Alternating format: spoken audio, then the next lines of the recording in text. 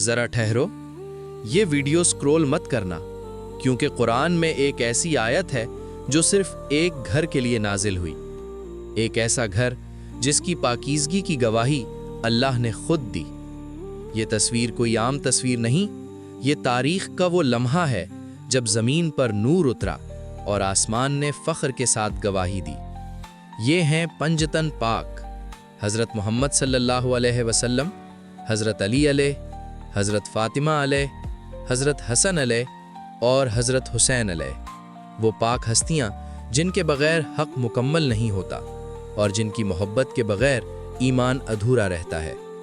یہ وہ لمحہ ہے جب رسول خدا صلی اللہ علیہ وسلم نے ان پاک ہستیوں کو اپنے قریب بلایا، ایک چادر اڑھائی، لیکن وہ عام چادر نہیں تھی، وہ چادر تطہیر تھی، جس کے نیچے عصمت نے پناہ لی، پاکیزگی نے گھر بنایا اور نور نے قیام کیا۔ اسی لمحے رب کائنات کی طرف سے وہ آیت نازل ہوئی جو قیامت تک حق اور باطل میں فرق کرتی رہے گی۔ انما یرید اللہ لیذھب عنکم الرجس اہل البیت ویطہرکم تطہیرا۔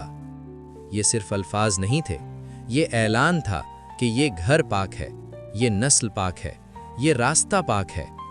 علی کی شجاعت اسی نور سے پہچانی گئی، فاطمہ کی عصمت اسی چادر میں محفوظ ہوئی، حسن کا صبر اور حسین کی قربانی اسی پاکیزگی کا تسلسل ہے۔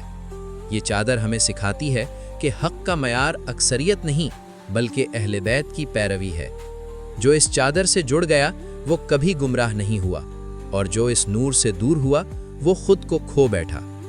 آج بھی اگر دل بے چین ہے، اگر زندگی میں سکون نہیں، اگر راستہ دھندلا لگتا ہے، تو اس تصویر کو دیکھو اور پنجتن پاک کا نام لو، کیونکہ جہاں اہل بیت کا ذکر ہوتا ہے وہاں اندھیرے ٹھہر نہیں سکتے، اور جہاں پنجتن پاک کی محبت ہوتی ہے وہاں ایمان کبھی مر نہیں سکتا۔